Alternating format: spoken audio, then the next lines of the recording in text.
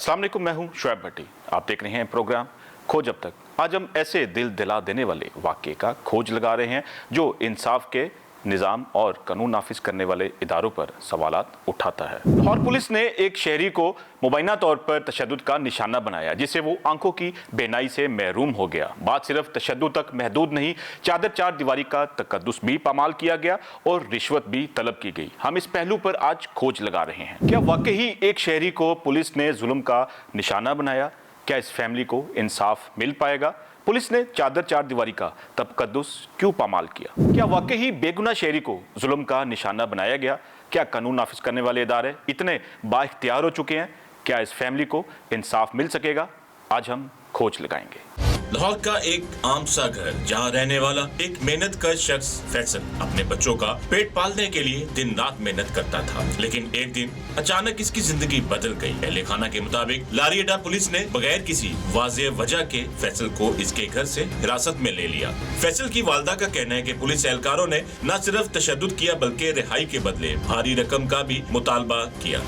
नाज़रीन, लाहौर पुलिस के तशद्दुद से एक शहरी की बेनाई चली गई। ये वाकया क्या था, इस पहलू पे आज हम खोज लगा रहे हैं। मुतासरा फैमिली के साथ हम मौजूद हैं, उनसे जानेंगे और ये खोज लगाएंगे कि पुलिस ने ऐसा क्या किया जो इस नौजवान की आंखों की बेनाई चली गई। अस्सलाम वालेकुम जी। वालेकुम सलाम। आपका बेटा है जिस पे पुलिस ने तशद्दुद किया, ये वाकया क्या था और कब का वाकया है ये? बेटी ये पूरा साल ही हो गया, ये इसी महीने की बात है। साल पूरा हो गया है। रमज़ान के बाद, छोटी ईद के बाद 7 तारीख को लेके गए हैं मेरे पकड़ के बेटे को घर से। तो पीछे जाते रहे हैं। बस एंड पे 11 बजे उन्होंने कहा कि ये लारी अड्डे आपका बेटा चला गया, उधर चले जाएँ, पैसे दे के छिड़वा लाएँ। फिर हम गए लारी अड्डे, बच्चे को लेके मेरा मियाँ साथ गया है। जाते मेरे बेटे को पुट्ठा लटकाया हुआ था, मारा है उन्होंने, इतना ज़्यादा मारा है ना मेरे सामने। मैंने उनके आगे हाथ भी जोड़े हैं कि छोड़ दे, क्या किस वजह से मार रहे हैं? कह रहे आपका बेटा नशा करता है। ये मैं कहा बेटे इस तरह का कोई काम नहीं है। मैं अल्हम्दुलिल्लाह झूठ नहीं बोलूँगी, मैंने क्यों बोला, पर मारे तो ना छोड़े, बात तो सुने ना मारी। उन्होंने मेरे साथ इतनी बदतमीजी की, कहते माई तुझे इस टाइम आने क्यों दिया किसी ने, इसको नीचे फेंक दो माई को। मैं कहा बेटे मुझे क्या पता, इधर को लिख के थोड़ा लगाया हुआ कि मैं अंदर नहीं आ सकती थी, और मुझे उन्होंने भेज दिया। मैं 11-12 बजे तक बेटे लारी अड्डे में रही हूँ और मेरे बच्चे को डाले में डाला, उन्होंने ले आए हैं घर में। घर से कॉल गई है कि अम्मी आप उधर हो, तो भाई तो घर आ गया है। मैंने कहा इस तरह कैसे हो सकता है, लेकिन उन्होंने बताया कि इसको ऐसे स्टैचू बनाया हुआ था, पीछे हथकड़ी लगा के हाथ बंधे हुए थे और जो पिस्तौल जो भी होता वो नेफे पे रखा हुआ था। तो इस तरह घर वाले बता रहे हैं कि इस तरह के हम उसको इशारे से भी अपने भाई को बात नहीं कोई कह रहे थे, इस तरह का उसने उनको स्टैचू बना के रखा हुआ था। इसको घर में आके सारा कुछ इतनी तलाशी ली है कि जहाँ पे कोई सोच नहीं सकता, उधर तक उन्होंने चीज़ें देखी हैं, कपड़े पहनने वाले जो भी किया। मेरी बेटी ऊपर गई है कि भाई क्या कर दिया हमारी भाई ने। कहता आपका भाई ये बेचता है, वो करता। कहती भाई हमारा भाई मजदूरी करता है, इस तरह का उसकी छत देखे कमरे में है नहीं, हमारा भाई ऐसे क्यों करता है। सुबह का टाइम दे दिया जी आप आ जाना ठाणे, तो आपके बेटे को छोड़ा जाएगा। बीच में कोई बंदा था उसको डाल दिया। जब हम उसी तारक के पास गए हैं रात को, छोटे स्टैंड था वैगनों का, उसमें एक कमरा लहदा था उसका, उधर गए हैं। तो रात को जो गाली निकाल रहा था, सुबह कहता ये माँ जी आ गए, माँ जी हम आपका काम करेंगे। और उसने मानी करानी, मैं अपने अल्लाह को हाथ नाल जान के कह रही हूँ, कसम खा के, कि मेरे सामने उसने 4 लाख रुपया हमारे से मांगा है। फिर वो जो बंदा था बीच में, उसने कहा कि भाई ये माड़े बंदे हैं, गरीब बंदा, वो ऐसे काम करते ही नहीं, कहाँ से पैसे निकलेंगे। लेकिन बेटे मैं जिनों के घरों में काम करती हूँ, उन्होंने भी मुझे तनख्वाह नहीं दी थी, लेकिन मैं सूद पे पैसे उठाया, 1.5 लाख रुपये, 1,30,000 रुपया उन्होंने लेके मेरे बेटे को आन के छोड़ा है। पाँव को भी संगली पे बांधा हुआ था, अपने बक्से के साथ उसने बांधा हुआ था। फिर इसको हाथ कड़ी भी लगाई हुई थी। छोड़ा इसको ठुड्डे के साथ उठा के, इसकी बोटी पेशाब निकला हुआ था, पूरी रात का भूखा, सुबह का भी सारा दिन गुजर गया था। तो जब हम इसको लेके आए ना, तो इसके पट्ठों में पीछे इतने निशान पड़े हुए थे, आँखों में गरोलियाँ बनी हुई थी। लेकिन हमारा खुदा गवाह, हमारे दिल में ये था कि जैसे मच्छर चला गया होगा, इस कमरा ही ऐसा था। लेकिन 2, 4, 10 दिन बैठे, मैं जहाँ पे भी लेके जाती रही, उन्होंने कहा इसकी आंख में चोट लगी है, ये हो गया वो हो गया। 2 महीने लगातार बेटे मैंने इसको हॉस्पिटलों में लेके जाती रही हूँ, लेकिन उन्होंने यही कहा कि इसकी आंखें ज़ाया हो गई। इसकी आंखों में इतना प्रेशर था कि 2 महीने न्यू अस्पताल वालों ने इसकी आंखों में टांके लगा छोड़े। और इतनी मुश्किल से मेरा बेटा आज ज़िंदगी गुजार रहा है ना, और सूद के पैसे जो वो मैं अभी तक भी उतार रही हूँ।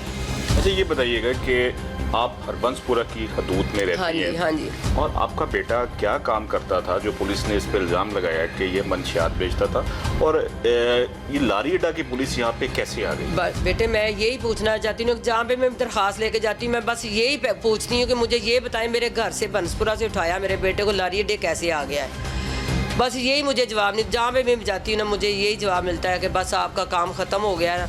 अब जब मैंने उधर गई हूँ लाहौर CPO के पास, उधर वो तारक ने जिसने मारा था मेरे बेटे को कह रहा माँ जी वो मुझे ना ऐसे धमकी लगा रहा था कि आप क्या कर सकती, कुछ भी नहीं होना माँ जी, कुछ भी नहीं होना। मैं कहा बेटे नहीं होगा ना कुछ तो मेरा अल्लाह पूछेगा आपको। वो इस तरह कहता है कि मैं कुरान पे हाथ रखने को तैयार हूँ कि मैंने आपके बेटे को नहीं मारा। बेटे देखें अगर उसके कुरान पे आपने फ़ैसला करना है तो कर लें, लेकिन मैं अपने अल्लाह को जान देनी है। मैं झूठ नहीं बोल रही, मेरे बेटे को मेरी आंखों के सामने मारा है और जहाँ पे भी मैं गई हूँ मेरी कहीं भी सुनाई नहीं होती। मैं खुद शुगर की मरीज़ हूँ, TB की मरीज़ हूँ, मेरी रिपोर्टें देख सकते हो आप। मेरी बाजू इस तरह के ख़राब हो गए हैं कि मैं इसको जब खींचती हूँ लेके बाजू में डाल के तो मेरे से खींचा नहीं जाता। अच्छा ये बताइएगा कि आपके बेटे का नाम क्या है और ये काम क्या करता है, कितने बच्चे हैं, और इस तशद्दुद के बाद ही इसकी बेनाई चली गई है, इस चीज़ का आपको कैसे मालूम हो और डॉक्टर्स ने क्या कहा? बेटे ये तो जहाँ पे भी डॉक्टर पे पास जाते हैं ना वो यही कहते हैं कि इसकी साल हो गया, नज़र ख़राब हो गई, बंद हो गई, इसको चोट लगी थी। तो फिर भी हमने ये बस सुनी कर दी थी, लेकिन जब डॉक्टरों ने कह दिया कि इसका एक्सीडेंट हुआ है या इसको आपने मारा है, किसी चीज़ के साथ लगा है, तो देखें ये तो फिर साफ नज़र। और डॉक्टर हमें खुद कहते हैं कि इसकी आँखों को चोट ही लगी है। और समझे कि इससे 1 महीना 2 पहले ना पूरा सुबह से लेकर शाम तक ना पूरा टिश्यू का पूरा रोल लगता था, इसकी आंखों से इतना प्रेशर था, इतना ऐसे था जैसे खून निकलने वाला है। अब तो जहाँ जाती ना वो यही कहते हैं कि इसकी पुतलियाँ फट गई हैं। अब भी इसको डॉक्टरों ने कहा था कि इसको जितना सलाओगे ना इसकी आंखें उतनी बेहतर हो जाएंगी, कि इसमें अभी भी प्रेशर इतना है कि अभी भी फट सकती हैं आंखें। उन्होंने टांके इसलिए लगाए थे कि इसकी आंखें फट के बाहर ना आ जाएं। देखें मैं तो मरीम नवाज़ मैडम से यही बात कहूँगी, अगर वो माँ की जगह पे है, बहन की जगह पे है, धी की जगह पे है ना, तो वो एक माँ का दुख समझे कि मेरे बेटे की पूरी ज़िंदगी ख़राब कर दी उन पुलिस वालों ने। छोटे छोटे इसके 3 बच्चे हैं और जिस कमरे में रहता है यकीन करे कभी कोई जाके ऊपर देखे उसकी छत, जब बारिश होती है ना तो जगह जगह पे हमने बर्तन रखे होते हैं। क्या जो इस तरह के गलत काम करते हैं उनके पास पैसा नहीं होता? मेरे बेटे के पास तो जो जब पकड़ के ले गए तो 2-4 हज़ार था, वो भी उन्होंने निकाल लिया था। मैं आपको वीडियो दिखा सकती हूँ जहाँ पे मारा है, लाशें पड़ी हुई थी। और आंखों का मैं झूठ नहीं कह सकती, आप रिपोर्टें देख सकते हो। दारू का पूरा शापर मेरे पास बड़ा हुआ, मैंने को सड़कों के ऊपर खड़ा होकर तो नहीं किया ना कि मैंने किसी को बुलाना। मैंने तो सोचा ही नहीं था कि ऐसा मैं काम कोई मीडिया का करूँगी, कि मैं मजबूर हो गई, मैं बस हो गई, मेरे से अब काम नहीं होता लोगों के घरों में। इनका इलाज करवाऊँ, बच्चों को स्कूल से छोड़ दिया उन्होंने, अब मदरसे में डाला, वो भी कारी साहब फीस मांगते हैं। मुझे बताओ मैं कहाँ पे जाऊँ? कोई इंसाफ का मैं उम्मीद ना रखूँ कि मुझे इंसाफ मिल सकता है। मैं जब जाती हूँ अपने बेटे को लेकर, शुगर मेरी इतनी हाई हो जाती है कि मैं कहीं पे रोटी किसी ने खा के छोड़ी होती है ना अस्पताल में, मैं वो पकड़ के खा लेती हूँ कि मेरी शुगर और ना लो हो जाए। मैं कभी साथ भी ले जाती हूँ। मियाँ मेरा अल्लाह लोग है, वो बस नमाज के अलावा और कुछ नहीं, शुक्र अल्लाह अपने मेहनत करके अपने बच्चों को पाला था। हमें ये नहीं पता था कि मैं पिछली उम्र आके इतनी तकलीफ बड़ी पड़ेगी, लेकिन ये मुझे इंसाफ चाहिए। पुलिस ने जो आपसे पैसों का तकाजा किया, कितने पैसे थे और आपने कितने पैसे दिए, और क्या वो पैसे बाद में इन्होंने वापस किए आपको, जो आला हुकाम को आपने दरखास्तें दी कि अभी भी नहीं दिए? नहीं, 4 लाख रुपए उन्होंने मांगा था जब मैं अपने बच्चे को छुड़वाने के लिए गई हूँ, लेकिन 1,30,000 रुपये मेरे से लिया था उन्होंने। मैंने झूठ नहीं बेटे बोलना, मैं अपनी जान अल्लाह को देनी है। 4 लाख रुपए उसने मांगा था, 1,30,000 रुपया दिया था मैंने। जब मैंने खुली कचहरी में दरख्वास्त दी तब उन्होंने मुझे 2 दिन आके इतना ब्लैकमेल किया है कि माँ इलाज करवाएंगे आपके बच्चे का। मैंने नहीं मारा, इस तरह नहीं हुआ, बड़ा उन्होंने किया।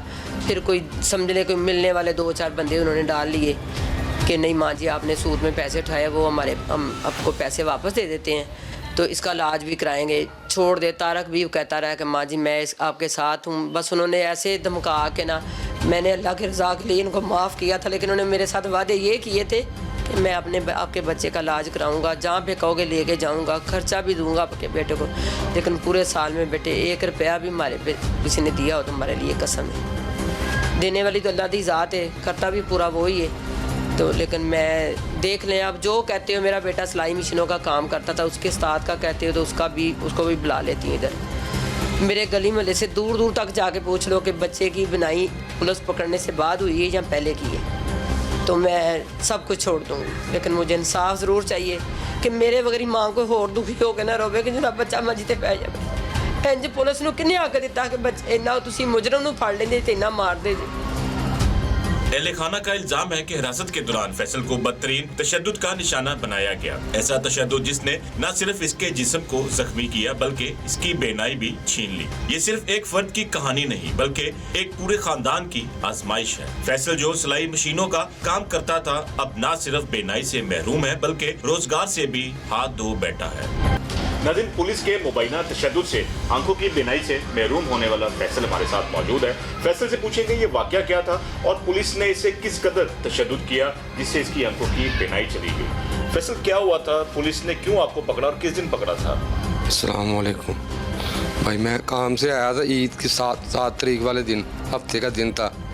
अपने दरवाजे के मोटरसाइकिल खड़ी की है, और 2 बंदे वर्दी में बगैर वर्दी से सिविल कपड़ों में थे और एक ने पैंट डाली हुई थी।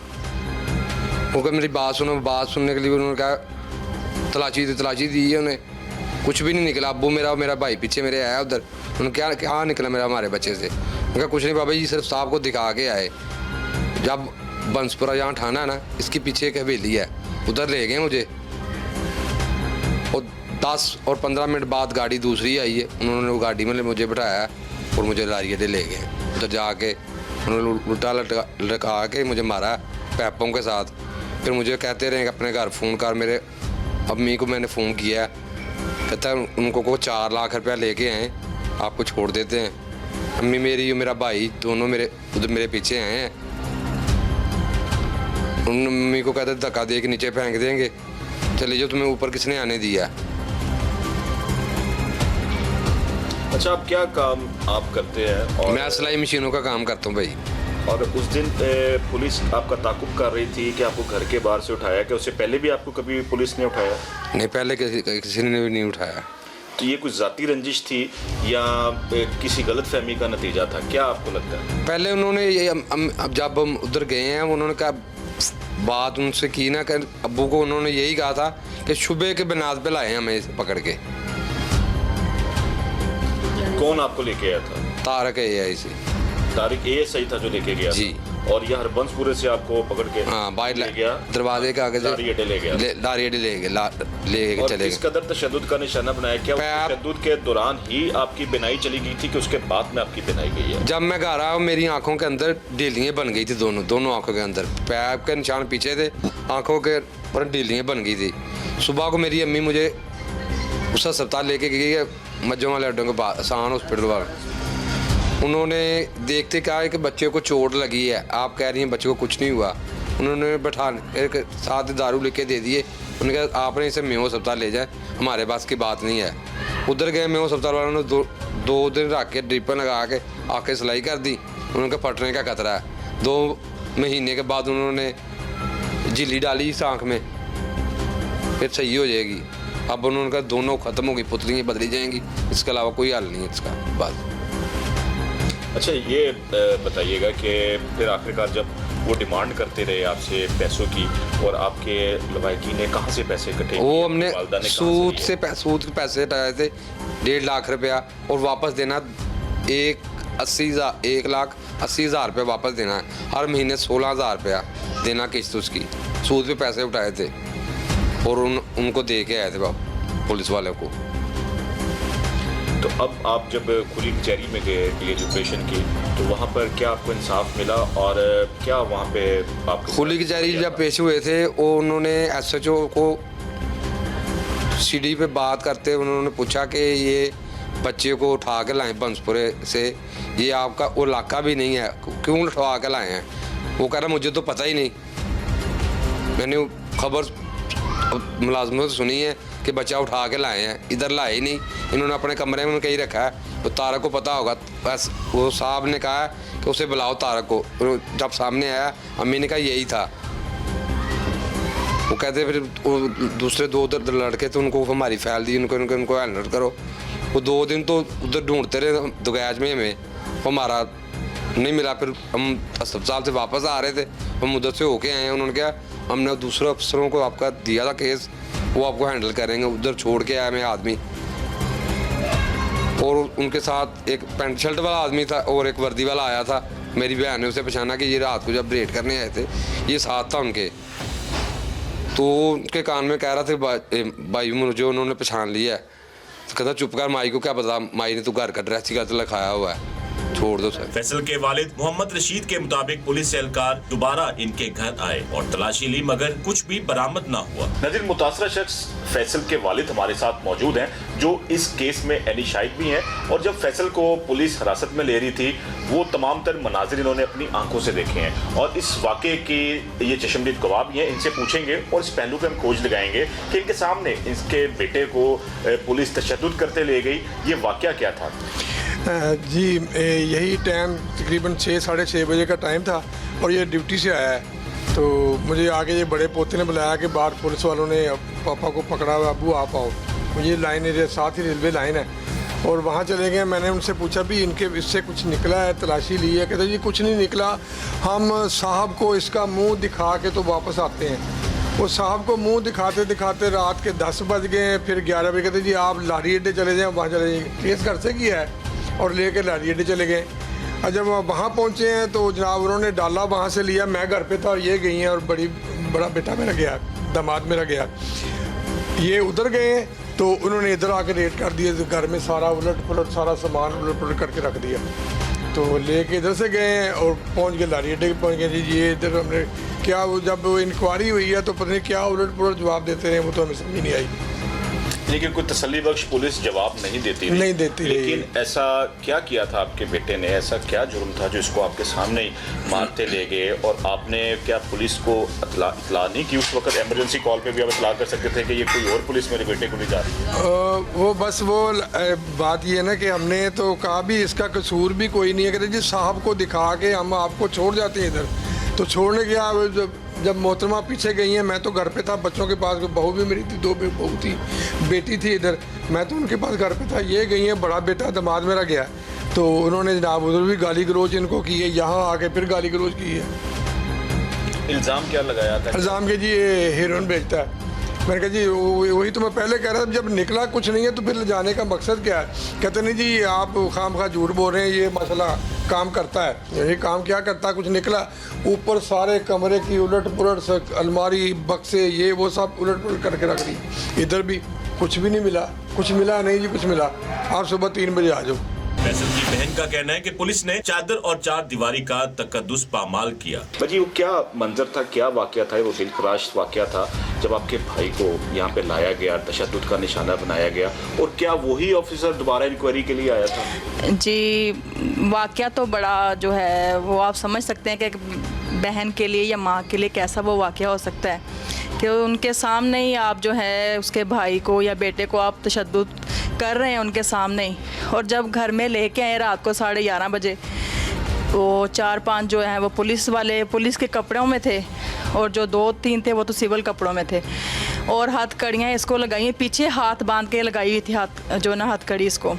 तो मैंने सिर्फ इतना ही कहा है कि उसे कुछ बोलने का मौका तो दें। उसके पास जब कुछ मिला नहीं है और आपने इतना इस कदर उसको मारा हुआ है, तो बल्कि ये मेरी तरफ देख रहा है बड़ी हसरत भरी निगाहों से कि मुझे ना बचाओ इनसे, तो वो आगे से कहते हैं कि अपनी आंखें नीचे कर लो, मैं आंखें तुम्हारी निकाल दूंगा।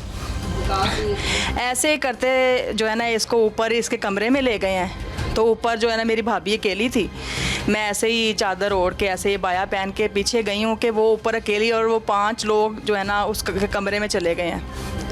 मैंने जाके सिर्फ इतना ही कहा कि उसे कुछ बोलने का मौका दो, और आप घर में क्यों आए हैं, क्या लेने के लिए आए हैं? तो आगे से ऐसी उन्होंने बकवास और गालियाँ दी हैं कि जो बताई नहीं जा सकती। मैंने सिर्फ इतना कहा उसके पास मिला क्या है? तो कहते वो कुरान पाक बेचता है, कुरान पाक बेचता है, जो हम पुलिस इस घर में आई हैं। और गालियाँ इतनी गलीज़ गालियाँ दी कि मुझे बताते हुए भी वो शर्म आ रही है। ये चीज़ जो है पुलिस, अगर पुलिस ऐसे काम करेगी तो अवाम कहाँ महफूज है? ये चीज़ घरों में आके जब कोई चीज़ मिली नहीं उसके पास से, पूरा गली मोहल्ला जो उसको देख रहा है, और फिर घर में आके हथकड़ी उसको लगी हुई है। तो ये चीज़ जो है ना, ये चीज़ें अच्छी नहीं है।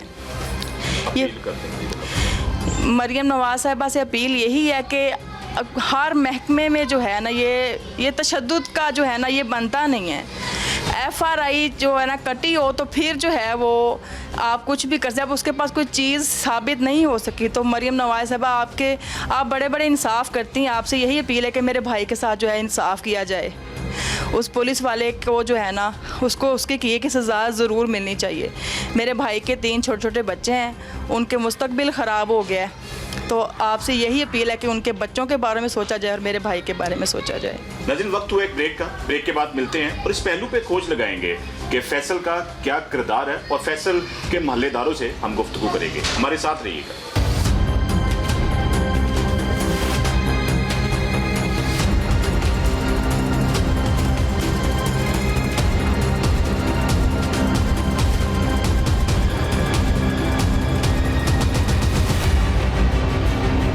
अहले इलाका भी इस वाक़े पर सवाल उठा रहे हैं। इनका कहना है कि फैसल एक शरीफ और मेहनती इंसान है। खादम साहब, आप कब से रह रहे हैं यहाँ पे? मुझे यहाँ पे 10 साल हो गए। तो आप ये इस फैमिली को जानते हैं, फैसल वगैरह को? हाँ, 6-7 साल से। मतलब क्या करता है फैसल? ये सिलाई मशीनों का पेंट वगैरह का काम करता है। पुलिस ने ये एलिगेशन लगाया कि फैसल मंशियात फरोश है और उस पर तशद्दुद किया, तो आपको पता थी ये बात? नहीं, ये इस बात का तो कोई बिल्कुल नहीं पता। मतलब जब से हम देख रहे हैं हमारे सामने तो ऐसा कोई काम ही नहीं हुआ। क्या काम करता था ये? मतलब अपने काम पे जाना, शाम को अपने काम से आना, बस ठीक है, थोड़ी देर यहाँ पे बाहर बैठना, अपने बच्चों में रहना, बस यही है जो एक नॉर्मल आदमी की नॉर्मल है, मेहनत मजदूरी की होती है। और दूसरा जो आप कह रहे हो वो मैंने नहीं देखा, मैं उसके बारे में मुझे क्या इनका करैक्टर है? किसी से लड़ाई झगड़ा मोहल्ले में? नहीं, वो भी नहीं है, वो भी नहीं। फिर जब पुलिस इनको अरेस्ट करके यहाँ से ले जा रही थी, तो आप लोगों ने किसी ने कोई आला हुकाम को दरखास्त दी या कोई 15 पे पुलिस को इत्तला किसी को की, कोई ऐसा कुछ किया? नहीं, दरअसल मुझे तो पता ही बाद में चला। तो इस तरह हुआ कि भाई इसे पकड़ के ले गए। जब लेके आए तो बड़ी हालत इसकी ख़राब थी, और इस तरह की इसकी हालत थी कि बस देखा नहीं जा रहा था। मतलब तो बाद में समझ लो कि बिल्कुल बेकार ही करती है ऐसे पकड़।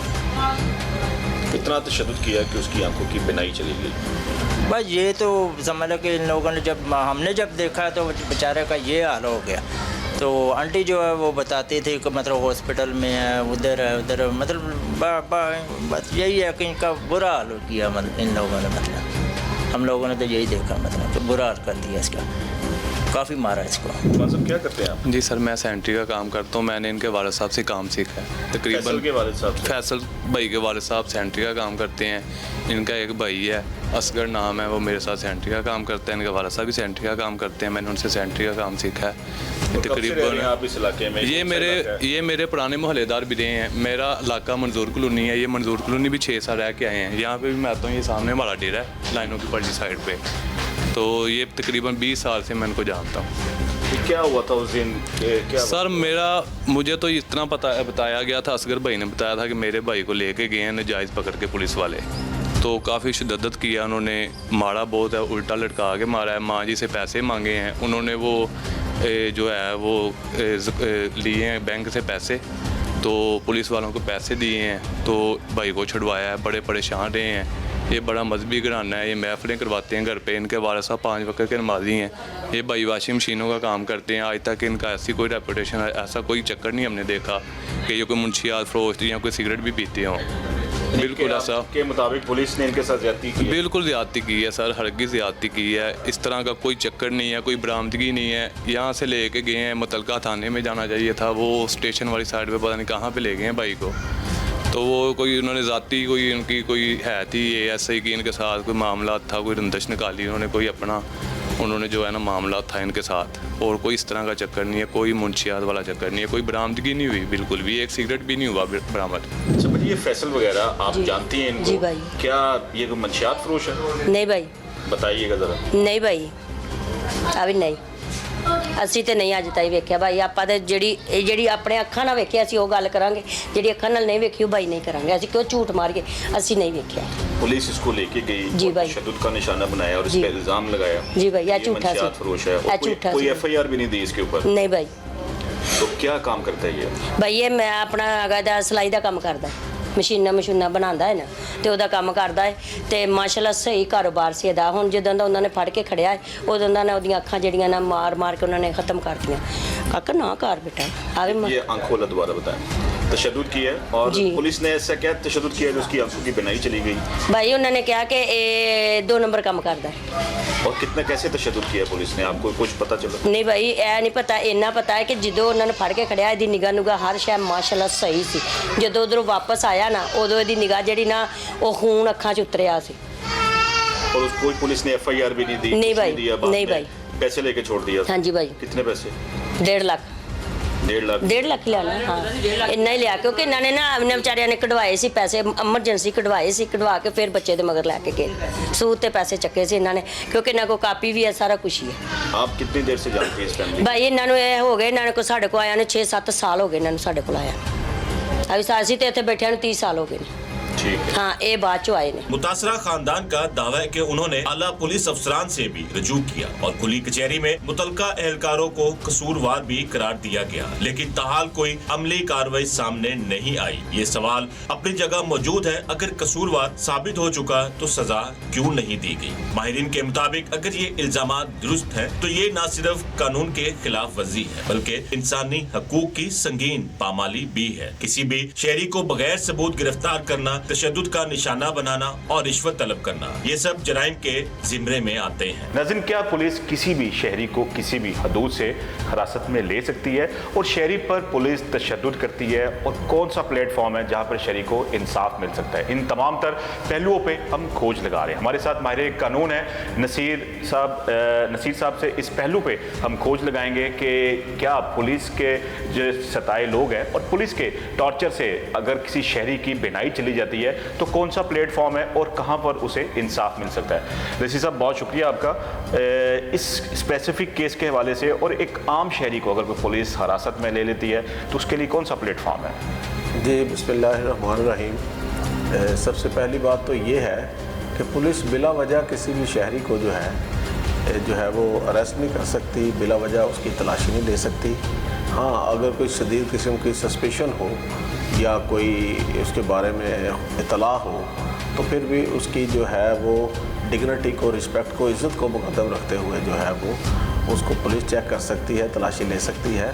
लेकिन हमारे क्योंकि पुलिस का ये वतीरा है कि पुलिस जो है वो या तो अपने जो है वो पैसे बटोरने के लिए शहरियों को तंग करती रहती है, बिला वजह रोक तमन्नाफ़सानी के लिए, अपने तमन्नाफ़सानी के लिए ये उसको पकड़ के ऐसे ही उसको फिर कहना जी तुम्हारे पास शनाख्ती कार्ड नहीं है या तुम्हारे पास जी तुम्हारे खिलाफ कोई FIR है, तो उससे पैसे निकलवाने के लिए ये प्रैक्टिस जो है वो हमारे मुल्क में आम है।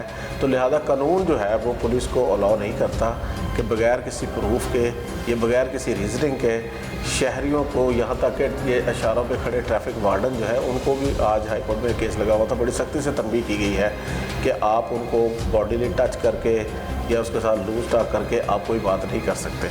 तो लिहाजा शहरी जो है वो शहरियों के आइनी हकूक़ हैं, और अगर किसी शहरी के ख़िलाफ़ कोई प्रूफ है पुलिस के पास तो वो उसकी रोशनी में जो है वो उसकी सर्च की जा सकती है, लेकिन बिला वजह शहरियों को जो है वो पुलिस को तंग करने का कोई इख्तियार नहीं है। अच्छा नसीर साहब, एक ये केस जिस पे हम खोज लगा रहे हैं, एक शहरी को जो लारीडा की पुलिस थी हरबंसपुरा से हिरासत में लेती है और उसके बाद उसे मुबैना तौर पर तशद्दुद का निशाना बनाया जाता है, और इस वाक़े के बाद उस शहरी की आंखों की बिनाई चली जाती है। 1 साल का अरसा गुजर जाता है और इसी ड्यूरेशन में आला हुकाम भी इंक्वायरियाँ करते हैं, लेकिन कई जगह वो गिल्टी पाए जाते हैं, कई जगह नहीं। पुलिस का मौक़िफ़ है कि ये जो फैमिली है ये गिल्टी नहीं है, यानी कि उनकी तरफ से अब उनके जो अहलकार है वो बिल्कुल दुरुस्त साबित हो रहे हैं, लेकिन जो मुतासरा फैमिली है उनकी जानिब से कहा जा रहा है कि उनके बेटे को अगवा भी किया, ले जाया भी गया, तशद्दुद भी किया, उसकी बिनाई भी चली गई, और बाद इसमें कोई FIR भी सामने नहीं आई।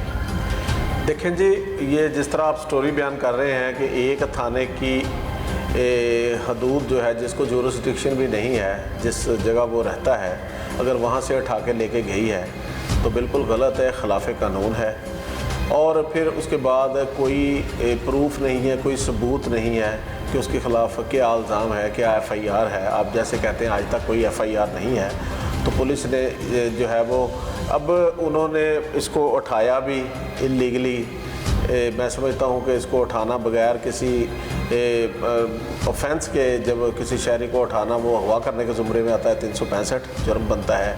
फिर अगर उठा के ले जाके किसी कमरे में बंद कर दें, इलीगल कन्फाइनमेंट है, 342 PPC का इर्तिकाब होता है। फिर इसी तरह तशद्दुद करने की बाबत ज़रबात जो हैं 337 PPC और 332 PPC के तहत जो है वो जो ज़रबात पहुँचती हैं उसकी बाबत, या जो अगर आपके बकौल के उसकी बिनाई चली गई है, वो आंखों से आई साइट वो कम्प्लीटली उसकी ख़त्म हो गई है, तो ये जो है वो 336 और 335 इतलाफ़ उज़्व या सलाहियत इतलाफ़ उज़्व जो है कि वो कम्प्लीट तौर पे जो है वो उसका उज़्व आँखें जो हैं वो ख़त्म हो गई हैं, उनकी रोशनी ख़त्म हो गई है। तो ये सारे जो है नॉन कंपाउंडेबल ऑफेंसेस हैं, नॉन बेलेबल ऑफेंसेस हैं, और इनकी सज़ा जो है वो इतलाफ़ उज़्व या सलाहियत इतलाफ़ उज़्व की 10 साल तक सज़ा बनती है। तो अब इसके पास क्या रेमेडी है कि जैसे आप कहते हैं कि 1 साल हो गया, एप्लीकेशनें दी हुई हैं और इनकी ना कोई FIR हुई है, तो इनको चाहिए था कि सबसे पहले जो आई साइट ख़राब हुई हैं या ज़ाया हुई है या कम्प्लीटली उसकी आँखें जो हैं वो उसकी नज़र या रोशनी जो है ख़त्म हो गई है, उनको अपनी MLC मेडिकल करवानी चाहिए थी। ठीक है जी, अब भी अगर नहीं करवाई तो अब करवानी चाहिए। और दूसरा फिर वो MLC की कॉपी साल लगा के रजिस्ट्रेशन ऑफ FIR की एप्लीकेशनें आपके बकौल वो दी हुई हैं लेकिन उन पर पर्चे नहीं हो रहे, तो वो फ़ौरन जो है वो अगर तो वो स्टेशन हाउस ऑफिसर FIR नहीं देता, पर्चा नहीं दर्ज करता, तो फिर रेमेडी है कि आप जस्टिस ऑफ पीस जो है उसके पास सेशन जज की अदालत में जाके 22A 22B सेक्शन है क्रिमिनल प्रोसीजर कोड का, आप उस वहाँ पे जो है वो पुलिस अथॉरिटीज़ को डायरेक्शन जारी करवा सकते हैं कि ये FIR दर्ज की जाए। ये तो फिर जो है वो जस्टिस ऑफ पीस का जो ऑर्डर है वो एक लीगल ऑर्डर होगा, तो उसकी बिना पे जो है वो पर्चा दर्ज करवाएं। पर्चा दर्ज करवाने के बाद जो है वो ये इस केस में तफ्तीश होनी चाहिए और तफ्तीश के बाद जो है वो सारी चीज़ें सामने आएंगी। अब एक तो वो पुलिस अहलकार जिसने उस शख्स पे तशद्दुद किया बिला वजह और उसको अगवा किया, उसको हमसे बेजा में रखा, उसको तशद्दुद करके ज़ख्मी किया, यहाँ तक कि उसकी आंखों की बिनाई तक जो है वो ज़ाया कर दी, तो वो शख्स के ख़िलाफ़ क्रिमिनल FIR के अलावा डिपार्टमेंटल प्रोसीडिंग के लिए भी जो है वो IG को या CCPO लाहौर को या जो है वो दीगर पुलिस अथॉरिटीज़ जो हैं वो उनको पुलिस ऑर्डर के तहत उनके ख़िलाफ़ कार्रवाई के लिए जो है वो अप्रोच किया जा सकता है, जिसकी सूरत में वो अपनी नौकरी से भी जा सकता है। इसी तरह जो है वो एक सिविल रेमेडी के तौर पे इनके ख़िलाफ़ डैमेजेस का केस भी दायर किया जा सकता है कि किसी भी शहरी की जो है वो आप उसको तशद्दुद नहीं कर सकते। हम आइन का आर्टिकल 14 जो है वो डिग्निटी ऑफ मैन की बात करता है कि हर शख्स की डिग्निटी है, सेल्फ रिस्पेक्ट है, प्राइवेसी है, तो आप और इसी तरह आइन का आर्टिकल जो है वो 4 जो है वो कहता है कि हर शख्स को कानून के मुताबिक डील किया जाए। इसी तरह आइन का आर्टिकल 9 जो कहता है कि हर शहरी जो है उसकी रियासत की ज़िम्मेदारी है कि उसको सिक्योरिटी दी जाए। तो इस तरह जो है अनसिक्योर सिचुएशन जो है, तो इन सिचुएशन में जो है वो मैं समझता हूँ कि शहरियों के साथ अगर ऐसा होता है और अरबाब इख्तियार इस पर नोटिस नहीं लेते, तो मैं समझता हूँ कि ये जंगल का कानून है। तो अब उसको सबसे पहले उसकी FIR दर्ज होनी चाहिए, उसकी FIR से पहले उसकी MLC होनी चाहिए ताकि जो उसको ज़रबात आई या उस वक़्त MLC हुई नहीं हुई, MLC बहुत ज़रूरी है तशद्दुद के वाक़यात में कि इसको ज़रबात आई नहीं आई, आँखों की आई साइड की बाबत जो है एग्जैक्ट पोजीशन क्या है। तो इसी तरह इसमें दूसरे जुर्म ऐड होंगे, अगवा के होंगे, आपसे बेजा में रखने होंगे या दीगर ज़ख्मी करने की बाबत होंगे। बहरहाल ये हमारे पुलिस जो है वो ये मैटर इनकी बाबत रिपोर्ट होते रहते हैं, ये शहरियों के साथ ज़्यादतियाँ करती हैं या अपनी ताकत का बेजा जो है वो इस्तेमाल करते हैं, और ये जो है वो इस पर जो है अगरचे पंजाब गवर्नमेंट जो है वो अमन व अमान के मामलात में उनकी तरजीहात हैं बहुत ज़्यादा। CM पंजाब जो है वो CCD एक बाकायदा एक प्रोफेशनल ट्रेंड महकमा बनाया है, तो जिसमें जो है वो, लेकिन ये है कि क्रिमिनल्स के ख़िलाफ़ कार्रवाई बिल्कुल बगैर किसी जो है वो अक्रॉस द बोर्ड होनी चाहिए। लेकिन जिस तरह इस आड़ में शहरियों को तंग किया जाता है, शहरियों को डिसरिस्पेक्ट किया जाता है, और कल को कोई पुलिस वाला जो है वो उसका ज़ाती ग्रज हो सकता है, या किसी शख्स को उसका मुखालफ जो है पुलिस वाले को अपने पेज पे लेके किसी के पे तशद्दुद करवाना, या किसी से कोई उसको सबक सिखाना, या कोई रिश्वत का मुतालबा करना, वो मुतालबा पूरा ना करना,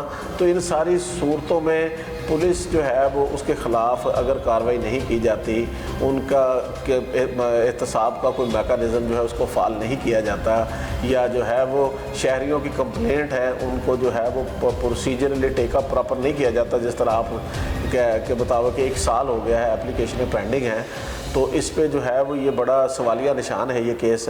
इसमें कार्रवाई जो है फिलफौर होनी चाहिए, और इसमें बड़ा सीरियस है कि किसी इंसान को आप तशद्दुद करें, आप उसको उल्टा लटका दें, और उसके बाद जो है वो उसकी बिनाई दोनों आँखों की ज़ाया हो जाए, तो उसकी दुनिया तो ख़त्म हो गई। तो लिहाजा इस केस को फिलफौर टेकअप करना चाहिए CCPO पंजाब को, IG पंजाब को, पंजाब गवर्नमेंट को। इस पे जो है वो पूरा जो है वो लेके पूरी देखिए, कम अज़ कम अभी तो उसकी दरख्वास्त पे पर्चा दर्ज नहीं हुआ। देखिए, पर्चा दर्ज होना है तो चीज़ें तफ्तीश की तरफ जानी है, पर्चा दर्ज होना है तो फिर जो है वो पता चलना है कि जी क्या, अभी तो उसकी इनिशियल रिपोर्ट ही दर्ज नहीं की जा रही। तो ये जो है आपके प्रोग्राम के तवज्जुह से आई होप कि ये चीज़ें हाईलाइट होंगी तो किसी गरीब की दादरसी हो जाएगी, लेकिन पुलिस को कोई इख्तियार नहीं है। अच्छा कंबो साहब, ये भी देखने में आया है कि जो पुलिस एहलकारों के खिलाफ कार्रवाई होती है 155C के तहत मुकदमा दर्ज हो जाते हैं, लेकिन या तो नफरी की कमी और दोबारा ही वही पुलिस एहलकार उसी थाने में तैनात हो जाता है। इस पे कानून क्या? देखिए, जो पहली बात तो ये है कि पुलिस ऑर्डर जो है ना, पुलिस ऑर्डर 2002, ये पुलिस के मामलात को या मसलन पुलिस के ख़िलाफ़ जो पुलिस ऑफिशल्स के ख़िलाफ़ डिसिप्लिनरी एक्शंस होते हैं, वो पुलिस ऑर्डर 2002 में बताए गए हैं। या 155C के तहत अगर पुलिस ऑफिसर अपनी ड्यूटी परफॉर्म नहीं करता, लेकिन ये अब प्रैक्टिस में यही देखने में आया है कि कोई भी पुलिस ऑफिशियल जो है, आज उसको सस्पेंड कर दिया गया, आज उसकी तनख्वाह इंक्रीमेंट रोक दी गई, या उसको जो है वो किसी नीचे वाले स्केल में रिवर्ट भी कर दिया गया, तो कुछ दिनों के बाद वो उसी आबोताब के साथ दोबारा उसी पुलिस स्टेशन में होता है। और कभी किसी पुलिस वाले के ख़िलाफ़ यहाँ तक कि FIR भी दर्ज हो जाए, तो कभी उनको परेशानी की हालत में नहीं देखा कि शायद हमारी नौकरी ना चली जाए या हमें सदा ना हो जाए, क्योंकि पुलिस के अंदर इनका जो खुद एहतसाबी का जो निज़ाम है ना, मैं समझता हूँ उसको फाल करने की बहुत ज़रूरत है, क्योंकि पुलिस जो है ना, शहरियों की प्रोटेक्शन की रिस्पॉन्सिबिलिटी है इनकी, शहरियों को प्रोटेक्ट करना इनकी ड्यूटी है। बट आप देख लें कि कोई भी शहरी जो है, सबसे ज़्यादा उसको जो खौफ आता है वो थाने में जाने से आता है कि कोई शहरी अपना कंप्लेंट भी दर्ज करवाने जाए थाने, तो वो खौफज़दा होता है कि मुझे पता नहीं कैसे ट्रीट किया जाएगा, मुझे कैसे डील किया जाएगा। जिसके खिलाफ आपने कंप्लेंट दी है वो बाअसर हुआ तो पता चला जी पुलिस वालों ने उसकी जो है वो बात पे आपको उल्टना जो है वो डराना धमकाना शुरू कर दिया कि एप्लीकेशन वापस लें, नहीं तो आपके खिलाफ कार्रवाई कर दी जाएगी, आप झूठे हैं, तो फैसले मुसल्लत करने शुरू कर दिए जाते हैं। तो जब तक पुलिस के अंदर ये खौफ नहीं ना होगा कि जी हमारा भी एहतसाब हो सकता है, हम भी किसी को जवाबदेह हैं, जो कानून में किताबों में लिखा हुआ इनका एहतसाब का कानून है या प्रोसीजर है या तरीका है, मैं समझता हूँ वो सिस्टम के अंदर जो है इनकी खुद एहतसाबी या इनमें खौफ पैदा करने में वो नाकाम रहा है। तो पुलिस को अपना अवामुन्नास में इमेज बहाल करने के लिए, जिस तरह पुलिस के अंदर कोई भी शख्स अगर किसी शहरी के साथ जुल्म करता है, ज़्यादती करता है, मारता पीटता है, रिश्वत सतानी में मुलव्वस है, नो डाउट वो उसकी हद तक फेल है। तो उसको अगर इस तरह जो इंडिविजुअली अशख़ास पुलिस ऑफिशल्स ऐसा करते हैं, अगर उनको इबरतनाक निशान बना दिया जाए और उनको आहनी हाथों से जो है वो ट्रीट किया जाए, कल कोई एक तो पुलिस वाला जो है वो अपने इख्तियारात से तजावुज़ करने की कोशिश नहीं करेगा, दूसरा महकमे का इमेज जो है वो कहाँ जाएगा कि देखें जी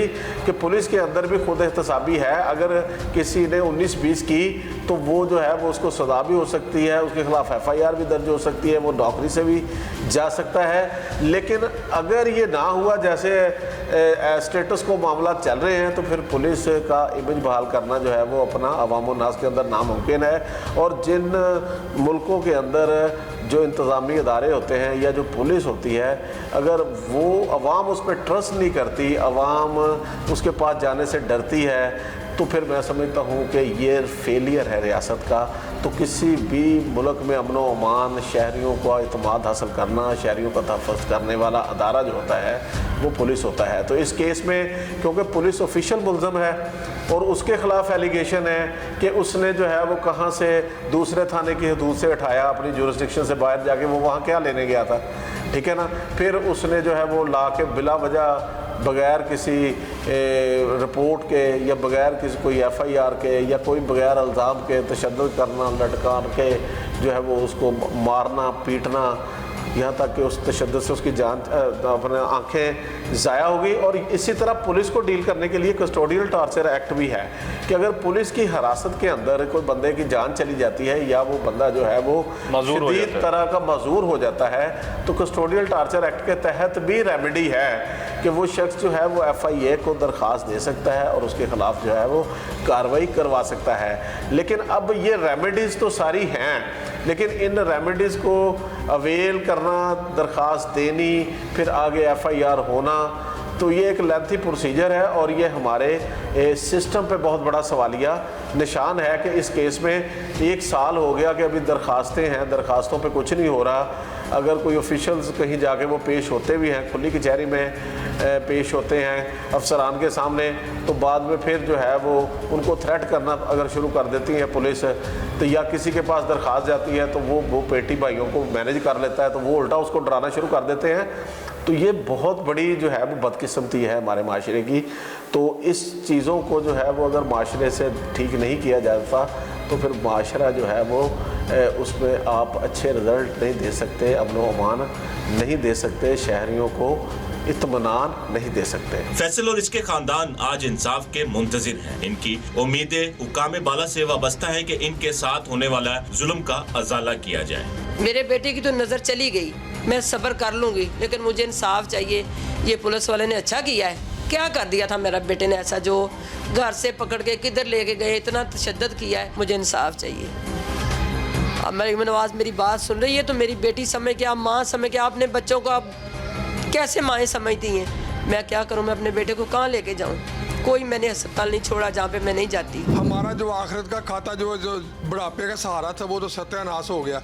अब हमारी वज़ीर आला से यही दरख्वास्त है कि उस पुलिस अफसर का कुछ सद्देबाब किया जाए और हमें इंसाफ मिला जाए। वज़ीर आला मरीम नवाज से यही अपील है कि उनको सजा दी जाए और मेरे साथ इंसाफ किया जाए और मेरी आंखों का इलाज करवाया जाए। वो जब तक की जुर्म कहानी के मुताबिक अगर वाकई एक शहरी के साथ ऐसा जुल्म पुलिस की जानिब से हुआ है तो ये खानदान का मसला नहीं बल्कि पूरे माशरे के लिए अलमिया है। पुलिस का काम है शहरियों की जानो माल और इज्जत की हिफाजत करना, ना कि उन्हें गैर कानूनी हिरासत में रख के मुबैना तौर पर तशद्दुद का निशाना बनाना। पुलिस की जानिब से मौक़िफ़ इख्तियार किया गया है कि तमाम तर इल्ज़ामात बेबुनियाद हैं, जबकि इस मामले की एक शफाफ इंक्वायरी भी हो रही है। अब देखना यह है कि इस मामले पर कोई ठोस कार्रवाई अमल में लाई जाती है या ये केस भी वक्त की गर्द की तरह दब जाता है। शोएब भट्टी और खोज अब तक टीम को इजाज़त दीजिए, फिर मिलेंगे नई कहानी और नई खोज के साथ।